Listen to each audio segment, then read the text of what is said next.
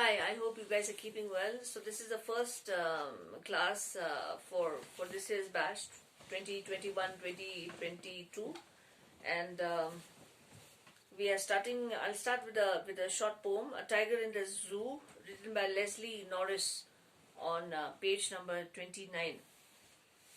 As we used to write notes on the book, you know, in our physical classes, whenever we used to during the couple of few days that we met face to face physically. So keep a habit of making your notes on the book. That will help you. Tiger in the Zoo, page number 29, written by Leslie Norris. This poem contrasts a tiger in the zoo with a tiger in its natural habitat. And the poem moves from the zoo to the jungle and back again to the zoo. Read the poem silently once and say which stanzas speak about the tiger in the zoo and which ones speak about the tiger in the jungle. When we are talking about tiger as an animal, what is the first thing that you can imagine? It's a wild animal. Human beings have an erratic taste. We want to experiment with everything unimaginable, even though if it's not in our control, but we still want to experiment. So one of the reasons why zoos were made initially was to protect a particular species population. That was one of the reasons. And then some part was which comes into conservation, under conservation, and the other reason was they could also generate a certain amount of income to support and maintain the staff who were looking after these animals and the animals itself. So this was one of the main reasons. But when you are talking about a free animal, forget about animal, but even when we're talking about free, a human being who has the freedom to do everything that he wants to, as long as it's legitimate in his place of origin, it's good. But if things are controlled, as I keep on saying that last year's 2020's lockdown must have taught so many things. It actually gave us a very good idea about how difficult life can be when you are living in control. So we are talking about a tiger who's kept in a zoo, in a very small enclosed cage, and at the same time we are trying to compare that tiger's reaction, character, emotions with a tiger who's living openly, freely in the wild, as a tiger is supposed to live. So he stalks in his vivid stripes the few steps of his cage on paths of velvet quiet in his quiet rage.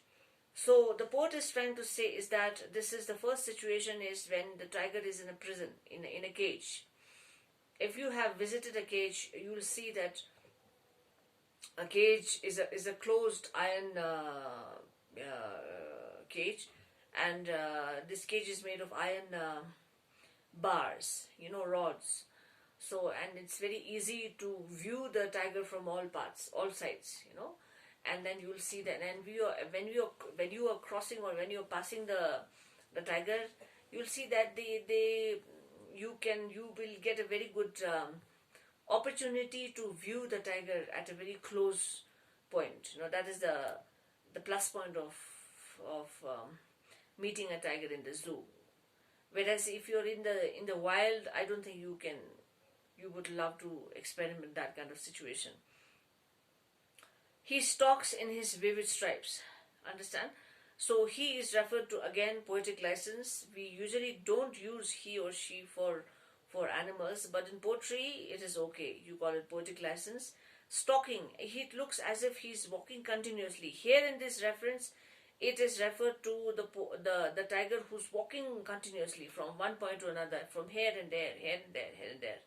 In his vivid stripes, you must have seen that God has created a tiger so beautifully, and the tiger has these beautiful dark brown or black stripes on their fur. And believe it or not, but the researchers say that every stripe is different from each other. No tiger is similar as far as stripes are concerned. So such is the beauty of our Creator. And he's talking in his vivid stripes. He's talking in that beautiful stripes, and he's walking from one place to another. Why do you keep on walking? If you're walking continuously here and there, up and down, it shows that you're very restless. Yeah, it shows the emotional stress that you're going through. Imagine if I put you in a cage, and there are 10,000 people who are coming to see you because you don't look like a human, or you have an extra horn, or you look different from other people's. How would you react? It's very embarrassing, very stressful. People will mock you, people will shout at you, people will throw things at you. At the same time, you have to keep your temper in control. But we are talking about a wild animal, so things are different. The few steps of his cage. Now we come to know that the cage is not a very big cage. It is a very small enclosure. So that is why, a tiger is a big animal. So that is why he's taking few steps, and he can finish his walk from one corner of the cage to another corner. That is why he's roaming, and he's taking turns, and he's walking from up and down, on paths of velvet quiet in his quiet rage. If you have seen a tiger paw, if you ever you can just Google it nowadays. The tiger paw is humongous. It's huge. It's huge. And because the fur is so soft and so, so soft and so cushiony, the poet has referred to the tiger paws and the fur as pads of velvet. Velvet is supposed to be a very soft material. So when the paws of this tiger are landing on the floor, on the ground, it feels it does not sound very, very, very loud. Why? Because the pads are so soft. The fur is so soft and so beautiful. That also signifies that a tiger is very healthy. If an animal has a very healthy fur, it's a shiny fur with no dandruff and very, very, very shiny, it signifies that the animal is very healthy. So we can understand that the animal is very healthy. At the same time, the tiger paws are moving from here and then without making any loud noise. In his quiet rage, he is very, very angry. Understand? He doesn't want to be kept. The tiger has been kept in a cage as an object of entertainment. Where people can come and shout, "Hello, how?" It's a wild animal, and every animal or human being needs their own space. The age that you guys are in, when I was at that age, at that particular age, I remember, when puberty hits you, you keep on looking for your own space. This is my time, my space. These are all hormonal changes that happens in children when they start growing, 15 to 16-year-olds. In the same way, this animal is also, even though it's a wild animal, but the tiger has its own character. Maybe this is the time when he wants to sleep, and maybe the tiger is hungry, thirsty. So the expression part is very difficult, as far as a wild animal or an animal is concerned, or a bird is concerned. So he's walking just to show his disagreement, his anger, just to show his emotional stress. Even though he cannot come out and start attacking or running away. The tiger cannot come out and start running in the forest. The tiger is showing his disagreement and anger by running and by moving from one point of the cage to another point. So this is first situation where a tiger is kept in a zoo, in an enclosed cage. The second stanza, let's see. He should be lurking in shadow, sliding through long grass, near the water hole where plump deer pass.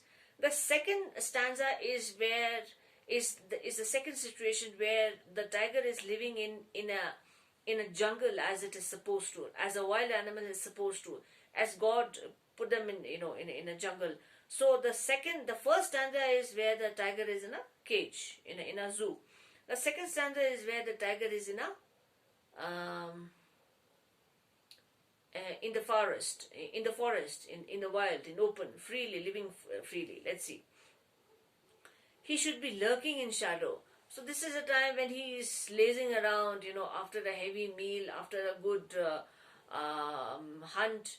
Usually tigers are very lazy. They just wake up to either eat or drink or to go for hunting. So the tiger is sleeping very comfortably in the shadow during the sunny days, during the summer days. Summers are quite hot in most parts of the country. Let's just assume that it's India. But even it's not India, wherever this poem is set up, shadow means that it is summertime. Understand? Sliding through long grass. And the tiger is trying to hide behind the long grass. One of the characteristics now we can understand is that